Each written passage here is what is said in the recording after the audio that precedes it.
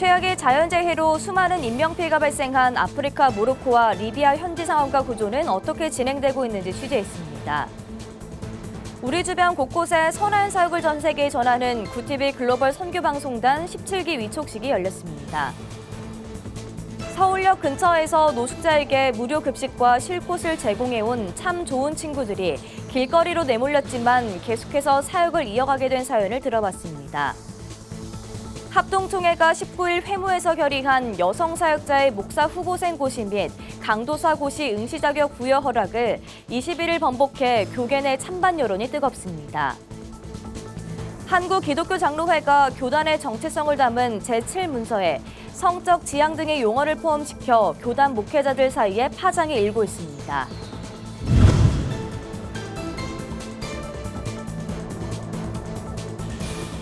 시청자 여러분 안녕하십니까? 구티비 뉴스입니다. 북아프리카 모로코와 리비아에서 연이어 발생한 참사로 전 세계가 아직도 충격에서 나오지 못하고 있습니다. 수천 명에서 수만 명에 이르는 사상자가 발생했고 현재까지도 실종자 구조 작업이 제대로 이뤄지지 않은 상황인데요. 긴급구호에 나선 한국교계 단체들과 현지 선교사들을 통해 현재까지의 피해와 구호 과정 등을 알아봤습니다. 권현석 기자가 보도합니다.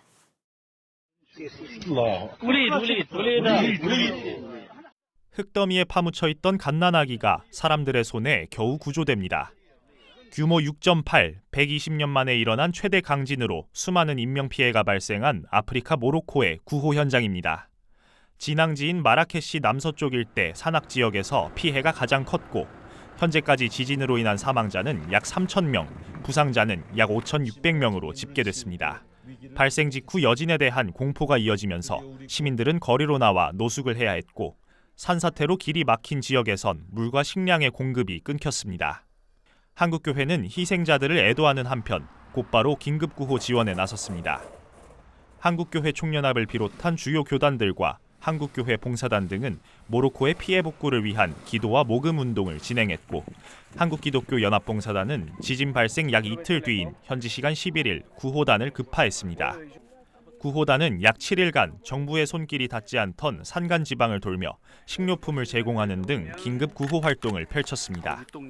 구호품 패키지를 만들었습니다. 한국교회가 주는 구호품. 파스타, 마카로니도 들어있고 올리브유, 설탕, 콩 3kg 이런 것들을 저희가 거기다가 담아가지고 한국교회가 여러분 위해서 기도하고 있습니다. 회복하시길 바랍니다. 이렇게 인사하고 소개하고 나누고. 참사 직후 진행된 한국기독교연합봉사단의 긴급구호 활동은 다행히 문제없이 마무리됐지만 현재는 모로코 정부가 허용한 일부 국제구호 단체를 통해서만 구호 활동이 가능한 상태입니다. 특정 국가를 제외한 국제사회 지원에 소극적인 입장을 유지해온 모로코 당국이 관련 지침을 내렸기 때문입니다. 여기에다 평소에도 공개적인 선교 활동이 제한되는 이슬람 국가인 만큼 기독교 단체 이름으로 구호에 나서는 것도 사실상 불가능합니다. 현지에 파송된 한인 선교사들은 피해 규모가 막대한 만큼 구호 활동이 장기화될 것으로 내다보며 한국교회에 지속적인 관심을 당부했습니다. 선교사들은 현재 구호 지원팀을 꾸려 활동이 가능한 국제기구와 연계해 구호에 나서기로 했습니다. 지금 이제 일주일 어간으로는 진짜 많은 사람들이 와가지고 구호 활동도 하고 하셨지만 또 지금은 되게 또 한산하다고 들었거든요. 뒤로 갈수록 더 많이 필요한 게 많아질 거라고 생각이 들거든요.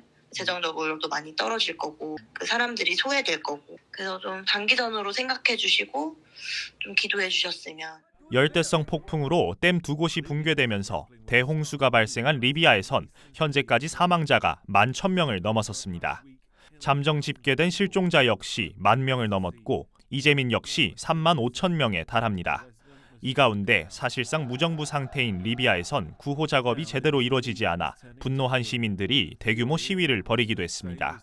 한편 불안한 정세와 테러 위험 등으로 우리 국민의 여행이 금지된 국가인 만큼 리비아에 대한 직접적인 구호 지원엔 어려움이 더 많습니다.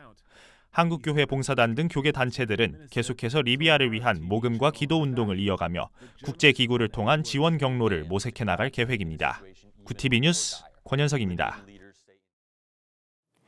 전 세계 곳곳에서 일어나는 선한 소식들을 발굴해 전하는 굿TV 글로벌 선교방송단 17기 위촉 감사 예배가 열렸습니다. 이날 위촉된 선교 기자 중에는 22살 청년부터 해외 거주 경험이 많은 성도들까지 다양한 연령과 직업을 가진 분들의 참여가 많았습니다. 보도에 김혜인 기자입니다. 국내외 교계의 선한 소식을 전하기 위해 시작된 굿TV 글로벌 선교방송단 17기 위촉식이 22일 굿TV 본사에서 진행됐습니다. 글로벌 선교방송단은 출범 7년 만에 3만 명이 넘는 선교 기자들이 세계 곳곳에서 일어나는 복음의 현장을 취재하고 있습니다. 이날 위촉 감사 예배 설교를 맡은 박대준 여의도제일교회 목사는 하나님께서 지으신 목적에 따라 선한 일을 해나갈 때 주변에 소망을 줄 수 있다며 글방단 기자들을 격려했습니다. 김명정 굿TV 대표이사는 글방단이 전하는 선한 소식을 통해 세상에 복음의 빛이 전달될 수 있기를 기대한다고 밝혔습니다. 하나님의 형상대로 창조되었고 하나님의 형상을 닮아서 그 모습대로 살아가려고 노력하는 사람들의 모습을 우리 굿TV는 믿지 않는 세상 사람들에게 전파해서 세상이 복음의 빛으로 밝혀질 수 있도록 그 역할에 최선을 다해 주셨으면 좋겠습니다. 위촉식에선 전 기수에서 가장 활발한 활동을 보여준 우수기자를 선정해 시상하는 시간을 가졌습니다. 우수기자로 선정된 김무창 선교기자는 소감을 통해 활동을 앞두고 있는 17기 선교기자들에게 도전 정신을 심어줬습니다. 저는 이 선교기자를 함으로 인해서 제가 비전을 세웠었던 거, 이제 취재도 하시고 뭐 여러 가지 것들을 하시게 될 텐데 그때마다가 그 좌절하는 일도 있을 것이고요. 분명히 힘든 일들이 분명히 다가옵니다. 같이 그 방법을 활로를 모색해가고 복음을 전할 수 있는 길을 함께 모색하고 만들어갔으면 좋겠습니다. 전국 각지에서 모인 글방단 17기 위촉 대상자들은 미디어 사역을 통해 복음 전파에 힘쓸 것을 다짐했습니다. 대학생 송가은 선교기자는 성장하는 굿TV와 함께하고 싶어 지원했다며 우수기자가 되겠다는 당찬 포부를 밝혔습니다. 그런 교회들의 숨겨진 사역들을 저 기사로 써서 많은 사람들에게 알리고 싶습니다. 그래서 제가 열심히 해보도록 하겠습니다. 글방단 선교기자로 위촉된 이들은 향후 각자가 생활하는 삶의 자리에서 복음이 담긴 선한 소식을 발굴하고 취재해 굿TV 뉴스와 오늘프라임 매체 데일리 굿뉴스, 위클리 굿뉴스를 통해 국내는 물론 세계 곳곳에 복음의 소식들을 전할 예정입니다. 굿TV 뉴스 김혜인입니다. 30년 넘게 서울역 인근에서 노숙자에게 무료 급식과 쉴 곳을 제공해온 참 좋은 친구들이 한순간에 길거리로 내몰렸습니다. 건물주가 바뀌면서 단체의 퇴거를 집행한 건데요. 큰 어려움에 직면했지만 이들은 자신들을 기다리는 노숙자를 생각해 사역을 이어가기로 했습니다. 참 좋은 친구들을 이끌고 있는 신석출 장로를 만나 자세한 이야기를 들어봤습니다. 장정훈 기자입니다. 서울역 인근의 상가들 사이 사람들이 몰려 국과 도시락, 빵을 받습니다. 이들은 받은 도시락을 먹을 수 있는 공간이 없어 공원이나 길에서 도시락을 먹습니다.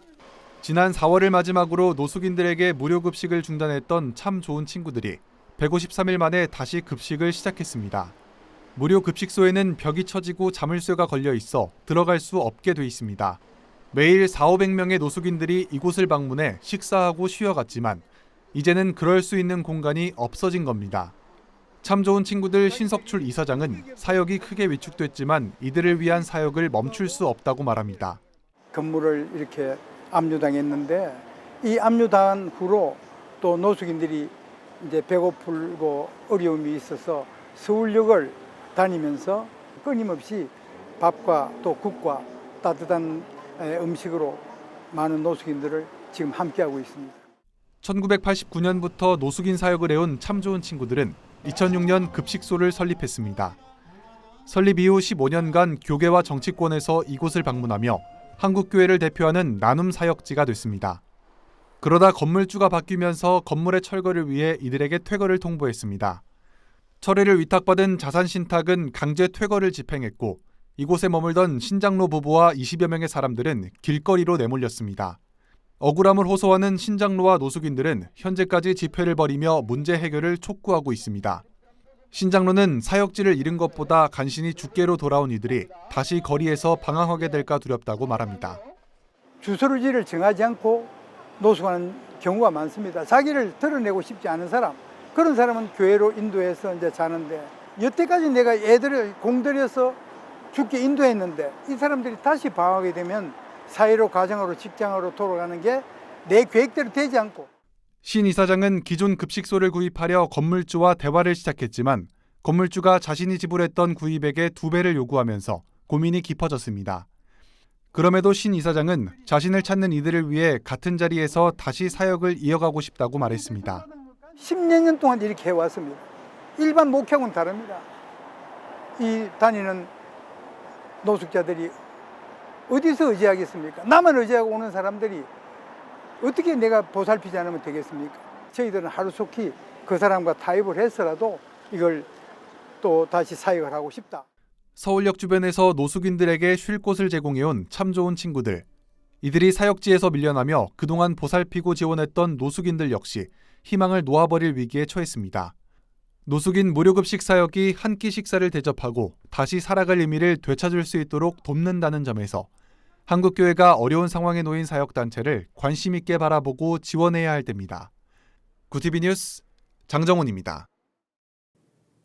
합동총회가 19일 제108회 총회 회무에서 결의됐던 여성사역자 지위 향상 및 사역개발위원회의 상설화와 목사 후보생 고시 및 강도사 고시 응시 자격 부여 결의를 21일 철회했습니다.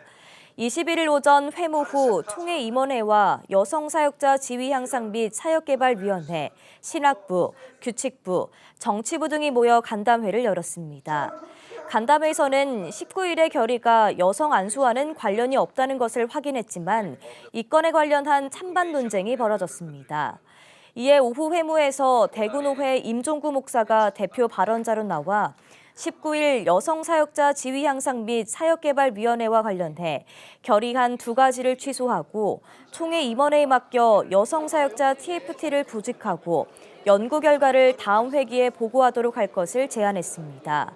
총회 총대들은 이 제안을 받아 허락했고 결국 여성사역자의 강도사 고시 응시 자격 부여 결의는 취소됐습니다. 한국기독교장로회가 제108회 총회의 주요 안건으로 상정한 제7문서에 성적 지향 등의 용어가 포함돼 교단 목회자들의 반발이 일고 있습니다. 총회 동성회 동성혼 반대대책위원회는 22일 성명을 내고 108회 총회 주요 안건인 제7문서에 동성애를 옹호하는 내용이 포함됐다며 이는 포괄적 차별금지법 법안 일부 내용을 담고 있어 교단에 큰 파장을 일으켰다고 밝혔습니다. 제7문서는 기장총회가 교단 설립 70주년을 기념하며 교단의 미래선교 방향과 목회 지침 등을 제시하기 위해 작성하는 문서입니다. 논란이 된 제7문서의 원안은 총대 표결 결과 309대 94로 채택이 보류됐고 수정을 거쳐 향후 실행위원회에서 통과 여부를 결정하기로 했습니다. 동성애 동성혼 반대대책위는 성경과 교단 헌법에 반하는 행위에 대해 적절한 조치를 취해달라며 제대로 된 제7문서가 나오길 촉구한다고 밝혔습니다. 교회에서 일하는 전도사도 근로기준법상 근로자가 맞다는 대법원 판결이 나왔습니다. 대법원 2부는 근로기준법 및 근로자 퇴직급여 보장법 위반 혐의로 기소된 이모 목사에게 500만 원을 선고한 원심 판결을 확정했습니다.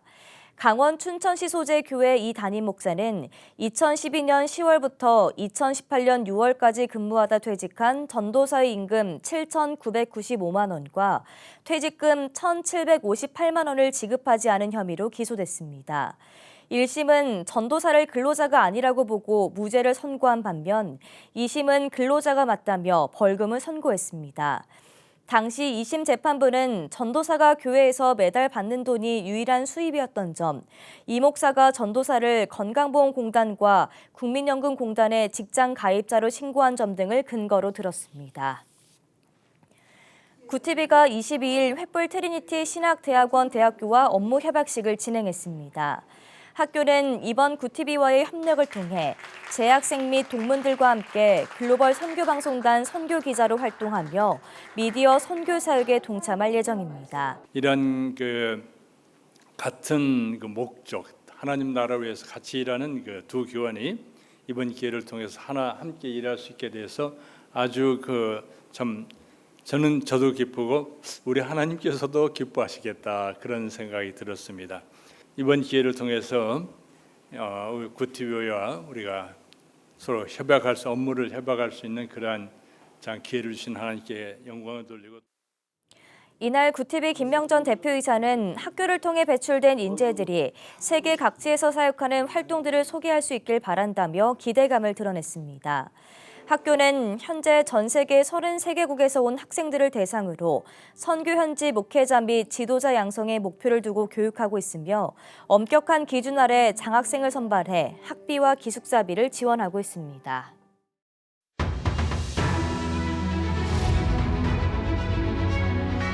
오늘의 이슈 포커스입니다. 검찰이 선거관리위원회의 채용비리 의혹과 관련해 압수수색에 나섰습니다. 서울중앙지검 공공수사 1부는 22일 중앙선거관리위원회를 비롯해 서울, 대전, 전남, 충북 선관위 사무실 등 모두 5곳에서 채용 관련 자료들을 확보하고 있습니다. 앞서 지난 11일 선관위 경력 채용 과정에서 58명의 부정합격 의혹 정황이 확인됐으며 권익위는 고의적 또는 상습적으로 부실 채용을 진행한 28명을 고발하고 가족 특혜나 부정 청탁이 의심되는 312건을 수사 의뢰했습니다. 북한과 러시아 간 군사협력 우려가 나오는 가운데 러시아가 북한의 핵무기 개발을 돕기 위해 비밀리에 플루토늄을 직접 제공할 수 있다는 관측이 나왔습니다. 세계적 핵 물리학자인 지그프리드 해커 박사는 현지 시간으로 21일 진행한 인터뷰에서 북한은 러시아와 전략적 연계를 모색하고 있다며 러시아의 북한 핵 프로그램 지원 시나리오를 제시했습니다. 그는 단기적으로 가장 우려하는 것은 러시아가 비밀리에 핵 연료인 플루토늄을 북한에 직접 제공하는 것이라면서 그럴 경우 북한이 핵무기를 기하급수적으로 늘릴 수 있게 된다고 경고했습니다. 교사의 정당한 교육 활동을 보호하기 위한 이른바 교권회복 4법이 국회 본회의를 통과했습니다. 이번에 통과된 교원지휘법 개정안은 아동학대로 신고되더라도 정당한 사유가 없다면 직위해제 처분을 금지하고 학교장이 교권 침해 행위를 은폐할 수 없다는 내용을 담고 있습니다. 교육부는 이번 개정으로 지난 8월 수립한 교권회복 종합방안의 후속 조치를 제도적으로 완성할 수 있는 법률적 근거가 마련됐다고 밝혔습니다. 교사노조는 매주 거리로 나와 교육할 권리 보호 입법을 외친 선생님들의 힘 덕분이라고 강조했습니다.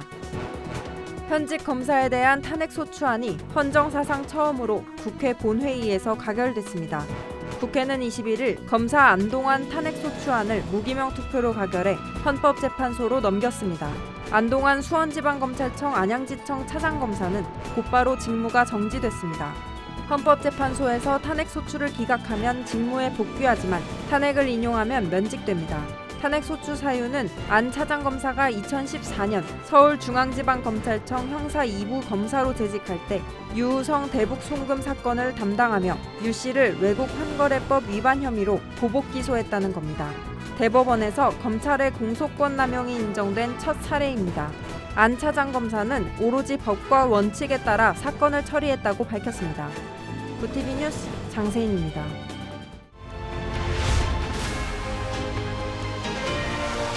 구티비 월드와이드입니다.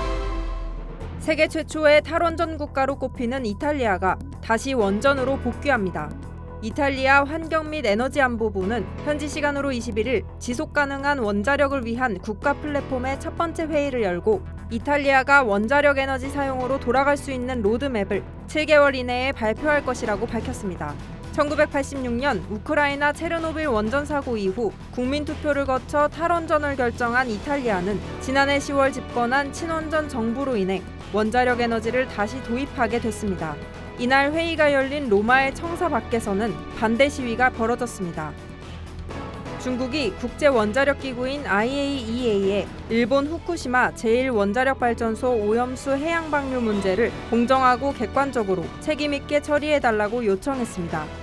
중국 외교부는 21일 홈페이지를 통해 마자오시 외교부 부부장이 뉴욕에서 라파엘 그로시 IAEA 사무총장에게 중국을 포함한 국제사회의 정당하고 합리적인 우려에 실질적인 행동으로 대응해야 한다고 말했습니다. 그러면서 일본 정부는 이웃 국가들과 일본 국민의 반대 목소리를 무시하고 기어코 오염수 해양 배출 계획을 추진했다고 강조했습니다. 그로시 사무총장은 오염수 처리에 중립적이고 객관적인 입장을 견지할 것이라고 답했습니다. 미국 오클라호마주가 27년 전 여대생을 성폭행하고 살해한 혐의로 유죄 판결을 받고 수감 중이던 40대 남성에 대한 사형을 집행했습니다. 오클라호마주 법무부는 치사량의 약물을 주사하는 방식으로 사형수 앤서니 산체스의 사형을 집행했다고 밝혔습니다. 산체스는 1996년 12월 오클라호마 대학교에 다니던 발레리나 줄리 버스켄을 납치해 성폭행하고 살해한 혐의로 기소돼 2006년 유죄 판결과 함께 사형을 선고받았습니다. 주 법무장관은 27년 만에 정의가 실현됐다며 유족에게 조금이나마 평화를 가져다 줄 수 있기를 바란다고 밝혔습니다. 영국 정부가 인터넷 음란물로부터 아이들을 보호할 온라인 안전법을 통과시켰습니다. 영국 크리스천 투데이에 따르면 지난 4년간 프라이버시와 충돌할 수 있다며 논쟁이 벌어졌던 온라인 안전법이 상원에서 마지막 단계를 통과했으며 몇 주 내로 법제화될 예정입니다.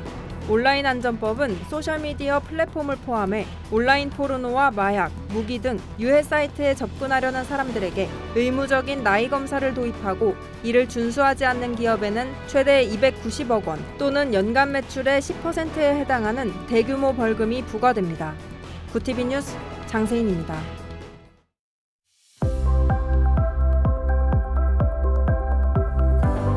이번 주말과 휴일에도 대체로 맑고 선선해서 나들이 하기 참 좋겠습니다.